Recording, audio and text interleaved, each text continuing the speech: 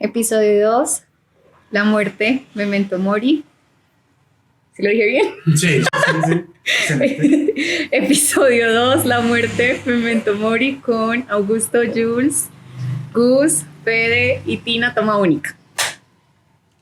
Hola, bienvenidos sean todos al segundo capítulo de Desgrabados Podcast. Estamos muy felices y queremos agradecerles muchísimo a todos ustedes por su apoyo en nuestro primer capítulo. Una de las recomendaciones que uno de nuestros oyentes nos realizó básicamente era que quería conocernos un poquito más.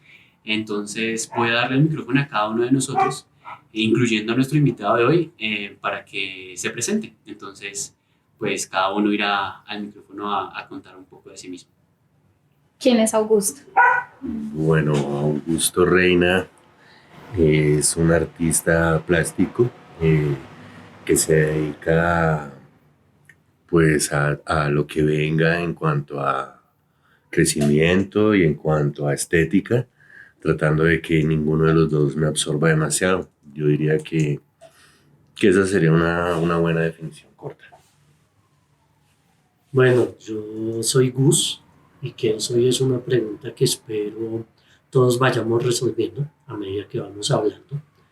Y nada, estoy acá como apoyando este proceso, este proyecto, que me parece no solo importante, sino necesario. Pues hola, yo soy Fede, el invitado de hoy y escritor no profesional y aspirante artista. Yo soy Tina y Tina es arte, es crayolas, es murales y es carcajadas muy escandalosas. Sí, consta. Nos consta. Un ejemplo. No, gracias. Pequeño. Y bueno, quien les habla, Julián. Yo básicamente soy una persona que le gusta curiosear con la lectura, la escritura, a veces con el dibujo, a veces con algunas otras cosas. Y entre esas cosas, los pensamientos y algunas cosas, por ejemplo, como preguntas que están mucho en la cabeza y que a veces uno quiere resolver. Y bueno, nosotros todos nos unimos porque yo creo que ese es uno de los propósitos, el poder conversar y el poder traer en colación algunas preguntas o algunas palabras que a veces nos ponen mucho a otros pensamientos, a otras opiniones. Y es por eso que estamos acá. Justo en nuestro segundo capítulo traemos como tema principal la muerte. No es Halloween y justo queremos como ver este término desde otros lados. Y por eso está Federico acá. Federico es nuestro invitado de hoy. Él primero nos va pues, a relatar el texto que trajo para hoy, escrito por él. Y luego la conversación irá fluyendo. Antes de que Federico pues, relate su texto, queremos también agradecer a ustedes por sus retroalimentaciones y que tienen total cabida en este espacio. Adelante, Federico. El texto se llama ¿Qué significa la muerte más allá de la no existencia? Yo que he experimentado la muerte propia y ajena, la lejana y la cercana, la mía y la de otros, sigo sin saber qué significa. El pánico y el dolor que causa la muerte proviene de una emoción genuina o de un sentimiento impuesto por la sociedad. Hay quienes dicen que no se debería llorar a un fallecido, sino celebrar su partida al otro lado. Hay quienes estando casi vivos quisieran estar muertos, y hay casi muertos que quisieran un día más de vida. Ese temor viene por la idea de no volver a sentir o de saber que no sentimos todo lo que queríamos. Me pregunto yo, ¿acaso hay eso a lo que llaman una muerte tranquila? ¿No se lucha hasta el final para preservar lo que sabemos es nuestra única oportunidad de experimentar la vida?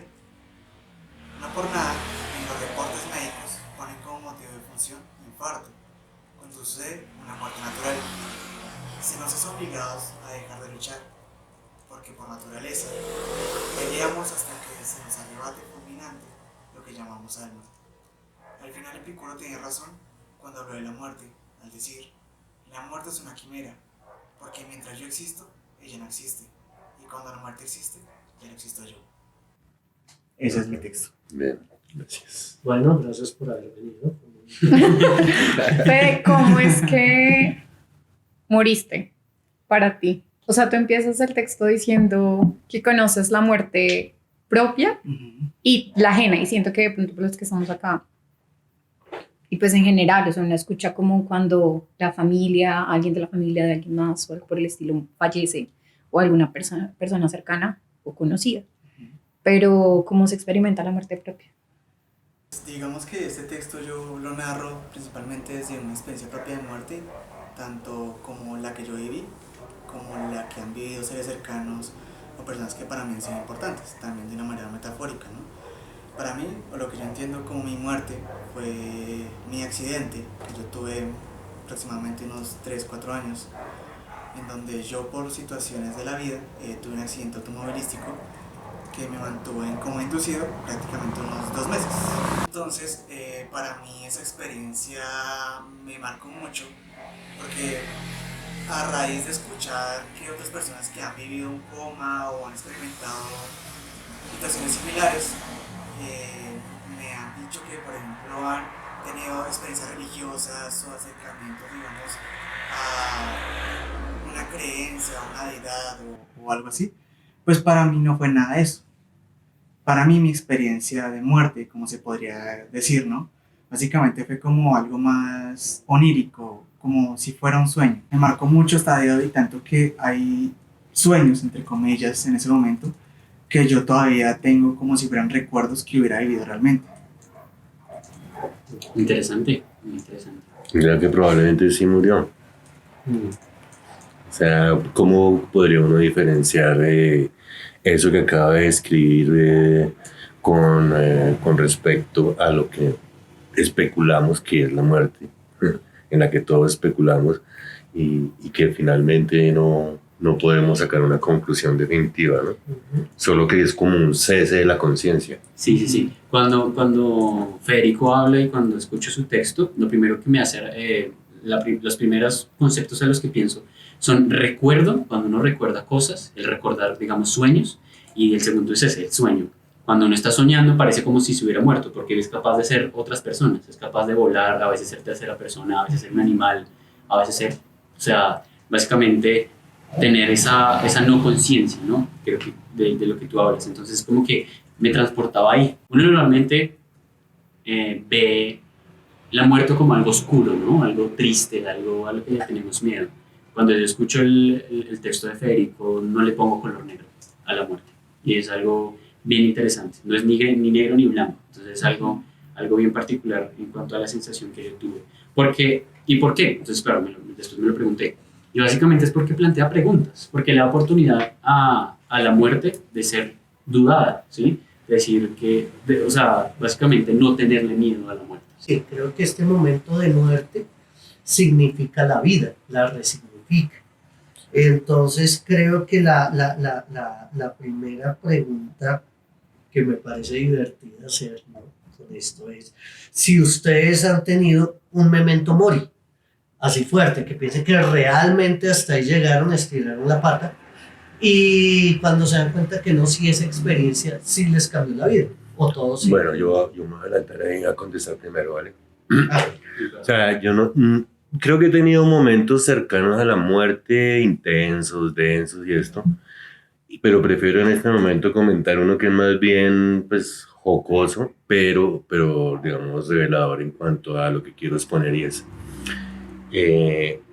hay momentos en los que uno está cerca de la muerte, porque, por ejemplo, como el caso que nos toca hoy, porque realmente el cuerpo sufrió ¿cierto? Pero hay momentos en los que uno se sabe cercano a la muerte, así no le haya pasado realmente. Pues yo no he tenido así experiencias demasiado heavy. pásenme el cuchillo. Le creamos una tranquilo. Memento mori. Pero sí hubo una vez que, pues es que, y yo creo que va un poco ligado al tema de accidente, es cuando pasa algo inesperado y todo como que parece que se acaba, ¿cierto? Y eso creo que es un buen tema que también podemos hablar, el tema de que... Estaba pensando que yo me pregunto, hubo un tiempo muy feliz llamado infancia. en donde yo nunca me pregunté realmente como, ¿para qué estoy acá? Se lo juro, o sea, yo me acuerdo de chiquita y mi mayor preocupación era que la grabadora aprendiera para que yo pudiera hacer mi baile, o sea, o que yo hiciera bien la tarea de química porque me iba pésimo en química. Pero hubo un momento de la vida, en medio de ese morir y renacer, en donde lo nuevo era empezar a preguntarme, ¿yo qué hago acá? ¿Para qué? Y yo empecé a relacionar esa pregunta como con una, o sea, empecé a darle una connotación negativa desde el inicio. ¿De qué hago yo aquí? Sí, por miedo a que yo nunca me lo había preguntado. Entonces, para mí, mi cerebro hizo una conexión como de, si yo me estoy preguntando esto, debe ser, es que, pues, de pronto no quiero estar acá. Y después de mucho procesarlo, pero hablándolo, no pensándolo, porque pensándolo creo que nunca se soluciona nada o no respondes nada. Sí, no hay una retroalimentación. Exacto. Termina uno en unos abismos, sí. Yo llegué a la conclusión de que no tenía que haber una razón. Y para mí eso era algo molesto. Yo necesitaba una respuesta. Y hay días en los que a veces lo pienso y digo, yo necesito una respuesta para esto, una respuesta concreta. Que la respuesta sea, naciste para ser mamá de una niña y que la lleves al colegio todos los días. O naciste para ser monja. Naciste para ser esposa. Naciste para ser X cosa. Eso lo planteaban ahora en esta relación del Ikigai, ¿no? Que una cosa es el para qué de la vida de una y otra que es el propósito. Exacto. ¿Qué es El el propósito. Esa técnica japonesa o Sí. sobre la felicidad. Sobre como una de las pautas para la felicidad. Sí. Entonces yo... Pero eso se puede tener diariamente. Entonces ya hubo un punto que yo creo que me hubiese gustado no haber llegado a ese desgaste, pero ya hubo un punto que me cansé de preguntármelo. Y con la retroalimentación de otras personas yo entendí por fin que lo único que yo tenía que venir a hacer acá era ser feliz. O sea, suena súper simple, Con razón. pero suena muy Explica muchas simple. Suena muy simple, pero para mí me explicó todo un estrés que yo llevaba por dentro. Ahí lo Y que era podemos como... empezar a ampliar es qué es para uno ser feliz. Exacto. O sea, vuelve y se abre un... Hoy se abre un mundo. O sea, exacto, pero es más como decir, ya, o sea, tú no tienes que salvar el no hay una planeta. respuesta No tienes por concreta. qué hacer, no, o sea, tu respuesta concreta puede ser estar sentado hoy aquí. O tu respuesta concreta puede ser que te escuches en el futuro cuando edites esto. O tu respuesta concreta son los sábados por la mañana pintando con Augusto. O los domingos comiendo helado con Julián o haciendo cualquier cosa. O sea, es como así, como de, es que no tiene que haber nada más allá. Y ahí fue cuando ya fue como más sana mi relación con él, ¿qué hago acá?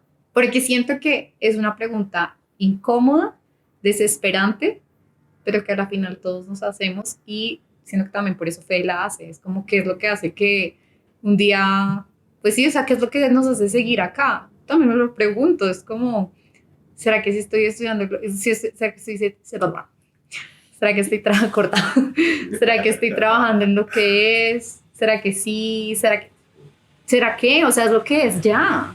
Y no tiene por qué ser una respuesta como tan amplia. Sí, Entre no, más no, concreto tampoco sea tan- mejor. Tan psicótico de pronto de estarse mirando. Porque Tanto. puede uno caer en eso, ¿no? En estarse mirando, estoy siendo feliz, ¿cómo? Si estoy haciendo lo que quiero. O sea, eso también es agotador y también lo conduce a uno como una vibración. Y es dejar de vivir también. Sí. Preguntárselo tanto es estar presente en el momento en el que estás como estresado. Eso veía que es muy bonito de los niños, que los niños cuando se están Ay, es jugando, maravilloso. están jugando. La niñez es la cosa. Y en Más cierta medida maravilloso. están meditando. Ahora que están en el lugar de meditar. Sí, total.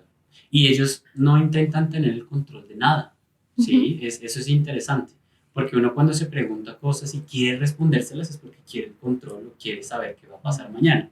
Y cuando te das cuenta que hay cosas que no controlas, que básicamente no sabemos qué nos pase mañana. O que no tienen respuesta. Totalmente. Cosas que no dominamos, Incertidumbre. que nosotros somos una especie dentro del planeta. ¿Sí? Que no somos dueños del mundo, aunque lo intentemos. Y aquí me acuerdo mucho a la tecnología. Hoy en día está muy loco esto de las Vision Pro y y poder dominar el espacio y poder ir a Marte y poder, sí, como que siempre buscar el humano, la longevidad y la respuesta para seguir durando y durando. Es saber que aunque se quiera, hay cosas que no podemos controlar y el aceptar que uno no controla las cosas te suelta muchísimo, te suelta mucha ansiedad. Y sí, estoy muy, muy de acuerdo con lo que Yo sabes. solo quiero ahí agregar algo que a mí también cuando dijiste como de que uno es muy pequeño, como en esa época de renacer, cuando yo me montaba en un avión y era consciente, era consciente o sea, empecé a hacer más, como a fijarme más en que cuando yo estaba arriba, el mundo se veía gigante, o sea, pero a la vez era muy chiquito. Un edificio de 24 pisos desde la tierra es una cosa abismal en mi cabeza, pero montada en un avión es una cosa diminuta que puedo pisar con un pie. Y entonces ahí como que también es más sencillo uno darse cuenta de lo chiquito que uno es cuando está en la tierra. Sí. Y es delicioso sentir eso, es como que eso quita mucha presión, es como que descanso, La ventaja soy uno más. de la distancia. O sea, mi existencia es tan pequeña que no importa lo que haga, entonces puedo divertirme haciendo lo que yo quiera. Puedo disfrutar, o sea, sí. Y ese es el contrapeso a lo que tú dices. A veces la vida se ve como un sufrimiento, pero también es una oportunidad para vivir. Yo siento que una cosa lleva a la otra. O sea, si no sufres, no te das cuenta que tienes la oportunidad de vivir diariamente. O sea, primero, pues yo lo sentí así, que primero hay que adolecer para después llegar a sentir ese Claro. cambio de que tal vez sí vale la pena. De hecho, me hizo pensar mucho lo que tú decías de cómo están evolucionando las cosas, que poco a poco la gente quiere vivir más, quiere evitar el dolor, quiere evitar el sufrimiento, quiere vivir 100 años sin problemas. Y a mí eso se me hace que es como intentar retar a la vida o a la muerte de la naturaleza, porque al fin y al cabo la muerte es natural, o sea, tiene que suceder y es simplemente un proceso más de la vida. Y si no la aceptas y luchas contra ella, únicamente lo que haces es prolongar un sufrimiento que tú mismo te estás causando, por no aceptar que tal vez en algún punto no estás. Y lo que yo narraba un poco también en mi texto era, nosotros nos arrepentimos o sufrimos por la muerte porque de verdad sentimos que vamos a morir, o porque sentimos que no aprovechamos esta oportunidad que tenemos ahora. O sea, No sufres por la idea de la muerte, no por la muerte. porque se sufre, porque uno deja de vivir o porque no aprovechó la oportunidad de vivir. Esa es la pregunta. Bueno, sí. Otra cosa que decía Gustavo me hace acordar mucho a un pensamiento que pues generalmente todos tienen. Y es que cuando uno se imagina que se va a morir, lo primero que piensa es en su entierro. Eso ¿Cómo me va a llorar mi mamá? ¿Cómo me va a llorar mi papá? ¿Quién va a ir? ¿Sí? Esas preguntas, no sé, eso es automático. Todos lo hemos pensado en algún momento. Y no está mal. Ok, está el salto de que Yo pregunto es, ¿cómo estaría mi gato? Por ahí. Uy, no. A mí me lleva eso, o sea, ¿qué Exacto. pasará después? Entonces me conecta mucho con lo que dice Gustavo, porque uno a veces piensa más en el vínculo más que el propio, lo que no le pasa. porque uno ya sabe que ya se despidió, ¿sí? Es como lo que queda, ¿sí? Lo que queda vale mucho, ¿sí? Y ese sentimiento también es más que humano. Pero lo que queda vale mucho también porque queremos controlarlo. Y ahí me trae otro tema, y es, incluso dentro de la historia siempre hablamos del legado. El rey, el príncipe, el niño, y así. Odio hablar de legados. Sí, es como querer vivir eternamente, o sea, lo mismo que hacen ahorita, pero a través de algo más. Una pintura, un escrito, o un niño, por ejemplo. Pues lo llorarán a uno que una semana y después cada Sí, uno uno sigue vuelve a con la su vida. vida. Es que es eso. O sea, y también, no sé, también la necesidad de ser inmortal en ese tipo de cosas. Es como no offense, pero como las personas dicen, mi propósito es hacer esto y que todo el mundo me recuerde por esto. Yo, Y así se han hecho grandes cosas. claro, sí, maravilloso. Gracias a todas las personas de antes que han hecho historia para que hoy podamos estar aquí sentados hablando en este Pues micrófono. Alejandro, Leandro, Maxi. Gracias. No, pero a lo Pero que así voy. también hay que olvidar gente. Exacto, pero no, es más, es que es tan sencillo como decir, ¿por qué duras toda tu vida sufriendo para que tu vida tiene que tener propósito. Si yo me muriera hoy, ¿tú me llorarías? ¡Ay, sí! ¿Cuánto tiempo me Es llorarías? que es eso, también es eso, o sea, es como esa necesidad de decir, yo quiero que me llores más tiempo. Yo quisiera que tú, o sea, como que tu tristeza Bueno, llorar, significara. no, pronto no, pero sí que Recordarme. Sí, que me... Recuerda. que me- Hablando de películas, yo estaba mirando mucho en No, Soul. yo estaba esperando ya estaba esperando, ya hace rato que Ah, estaba sí. esperando La referencia a cuña, Coco. La cuña de Coco. Ajá. No, pero Sí. a mí me hizo acordar mucho, hablando de películas, me hizo acordar mucho a Soul. No sé si ustedes se la vieron, la de Disney. Ok. Sí. Porque ahí hablan mucho del propósito de la vida Sí, y Sí. del miedo a no aprovechar esa oportunidad. Y como quién eres, ¿no? Exacto, Porque o sea, en buscar activamente ese propósito. Entonces el protagonista es músico Y el porque es pianista. músico, Ese es entonces adulto. quiere ser músico porque para eso nació. Pero al final se da cuenta que no, que la vida es simplemente estar acá, mirar las hojas, el sol, estar con las personas que quiere. O sea, al final la vida no es un propósito único que se haya inventado, por ejemplo, la música o la escritura o la pintura, sino que es estar, o sea, es estar. Es comer rico. Simplemente vivir, sí, es convivir, es hacer recuerdos, porque aunque no se recuerden en 100 o 1000 o 1.000.000 de años, pues uno al menos los vivió mientras estuvo. Y sin saber si existe la reencarnación, o si existen otras vidas, o si existe un paraíso, un cielo, otro mundo, es saber aprovechar el momento que uno tiene, porque no sabemos si hay algo más. esto ya se puso muy existencial. No, y lo tenés es que es angustia existencial y ahí sale mi yo no paranoico, sino conspiranoico, es inducida por la misma modernidad. Es decir, creo que ese paso de niño, de no sé si disfrutar la vida, al adulto funcional es inducido en el momento en que le empiezan a decir, bueno, ¿y usted qué va a hacer de grande? Es horrible. En el momento en que le meten el cuento del éxito, en el momento en que le meten el cuento del buen ciudadano, de la persona, ¿no? Entonces siento que hay una manipulación realmente por la que pasamos todos y que no es una angustia que traíamos nosotros, sino fue una angustia que se nos insertó y que de alguna forma buscamos el refugio en el amor. Por eso es que preguntamos, bueno, ¿usted me lloraría? ¿Qué quiere decir eso? ¿Usted me quiere?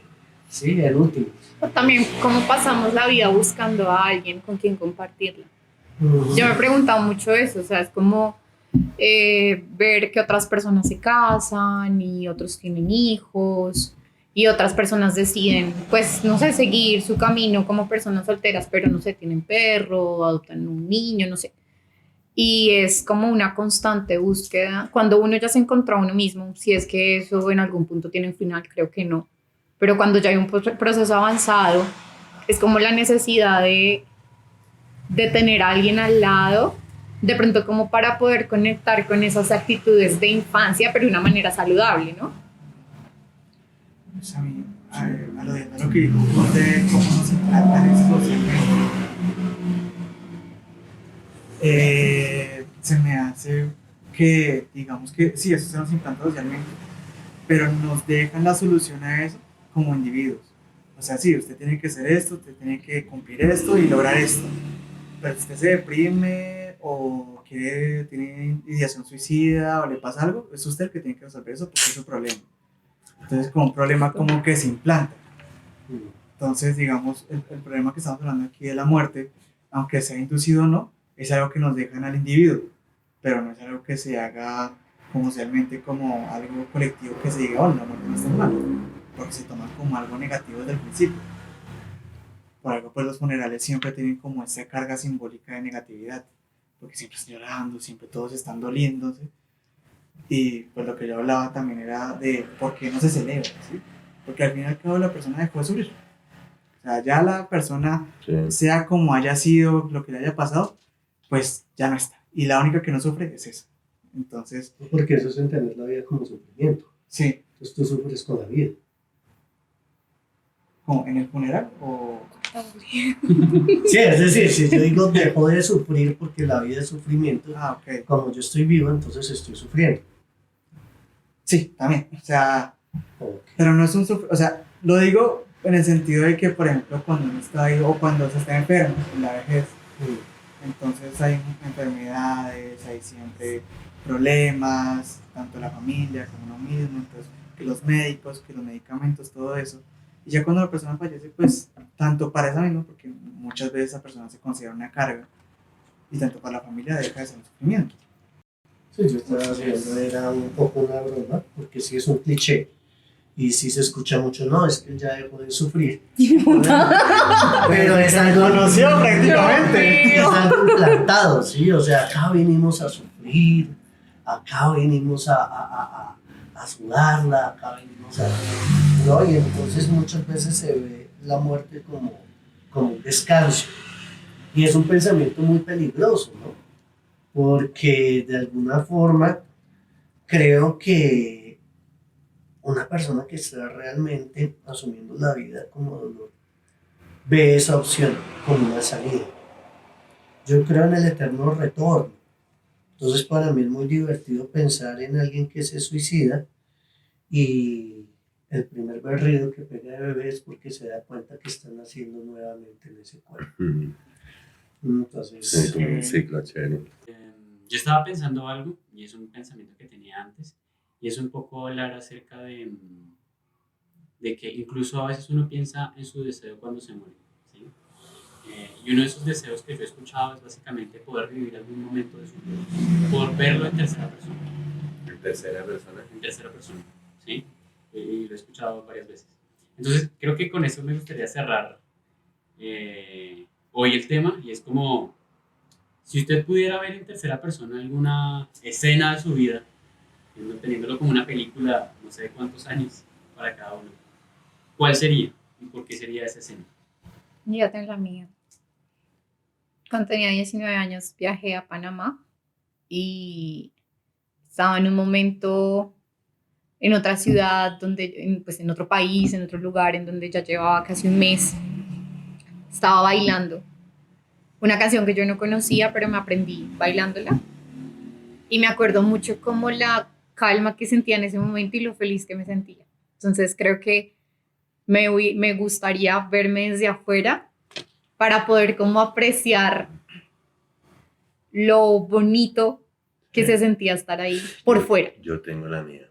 A mí me gustaría poder viajar en el tiempo al momento en que mi mamá supo que había quedado embarazada y poder convencerla de que todo estaba bien.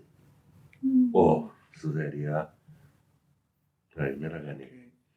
Pues a mí, yo sí quisiera vivirlo en primera persona, para mí, pues de cualquier forma, solo revivirlo, porque, bueno, esto sucedió cuando yo fui a Girardot con mis papás, hace ya unos que 4 o 5 años, y básicamente pues estábamos alojándonos en unas casitas, y yo pues ellos estaban con mis hermanos y estaban pues alejados en las piscinas y todo eso, y yo pues decidí dar un recorrido solo, y me encontré con un campo gigantesco, completamente vacío, y justo eran las 5:46 y estaba cayendo el atardecer.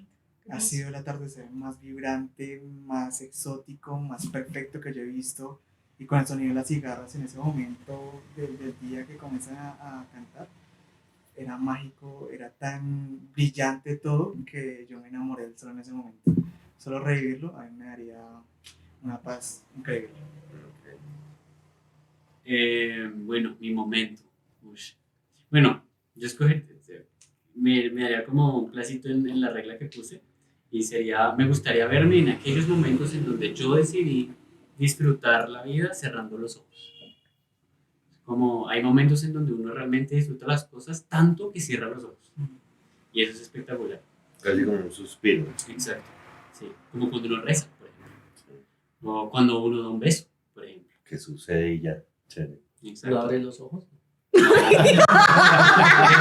Dejas de ¿Usted no abre los ojos? Eso es raro. A menos de que ya le tengas mucha confianza a la otra persona. Y entonces, si tuviera que escoger una escena, me vuelvo a la infancia. Yo no sé por qué. Hoy también estamos trayendo mucho la infancia y me gusta.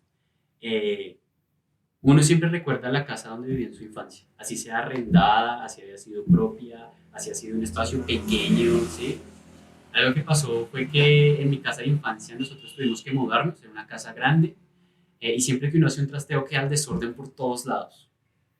Y nosotros teníamos un gato, y al gato también tocaba dárselo a otra persona, porque a la casa a la que nos pasábamos era mucho más pequeña y tenía la regla de que no teníamos que tener mascotas. Y para mí fue muy difícil poderme como soltar de ese gato, se llamaba Origo. Y entonces, pues nada, mis papás se seguían con el volate de arreglar el trasteo en el otro lado, y yo pues estaba terminando de recoger las cosas, y en ese momento me senté en la mitad de toda la sala, estaba vuelta nada, llena de periódicos y cosas, y me despedí de Oreo, y eso fue un momento muy fuerte, muy fuerte, muy fuerte, muy fuerte. ¿Cuántos años tenías? No sé, tenía como 10, 11. Ay, Sí. Video. Bebé. Vive Oreo todavía, sí. Y entonces cuando estaba así de triste, llorando, él sabe que me despido de él porque él se despide de mí también, yo estoy seguro. Luego yo me paro, luego estoy así triste y paso por el pasillo, y pasa que en el pasillo había un espejo. Y en el espejo yo me miro llorando. Y es cuando yo siento que veo el dolor en el espejo, y es como, uff, ahí sí es cuando de niño sé que el dolor existe y que lo puedo expresar, y me da un poco la sensación de esto de que las cosas se acaban y que duele, ¿sí? Entonces como que ver eso en tercera persona para mí debe ser como impresionante. Despersonalizado, Como América. un momento épico, ¿sí? Es como un momento que yo digo, impresionante. Esfuerzo del espejo ahí. Porque es El artístico. despertar de conciencia de Julián fue doloroso. Entonces, Bastante. Y en qué Eres muy manera la bebé. autoimagen lo puede uno llevar a tomar. O sea, no es solo denigrante, la autoimagen también puede ser muy... y el mirarme al espejo, mirar cada uno de los pliegues de mi ojo, mirar mi cachete, mirar todo eso, o sea, como que darse cuenta quién es uno, y darse cuenta que le duele, y darse cuenta que tiene expresiones faciales, ¿sí? Es como ese niño que se dio cuenta que tiene emociones, es como...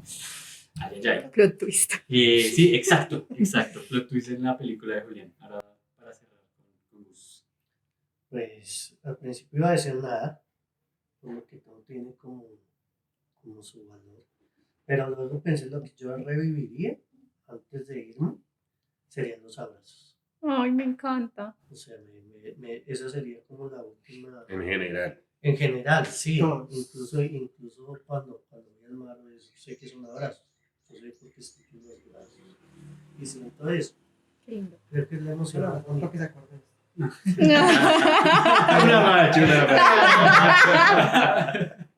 Porque Sí. Federico le tiene miedo a los abrazos. O los abrazos de Gustavo.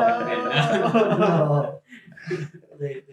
Sí, es verdad que los abrazos son muy bacanos. No, sí. Los abrazos son lo Y hay mejor que miles y existe. millones de abrazos. Y uno No sé, cierra los No ojos soy cuando mucho abraza. No hay uno. afecto así físico, entonces me cuesta. El resto suponemos. Entonces, eso fue todo. Himno nacional. El no de Colombia. Chao. Chao, chao. Gracias. Chao. Ay. Entonces, el presente para el invitado número 2. Bueno, Para mí. La entrega oficial. Ah, ya es al revés. Ah, eso toca no es. matarlo otra vez.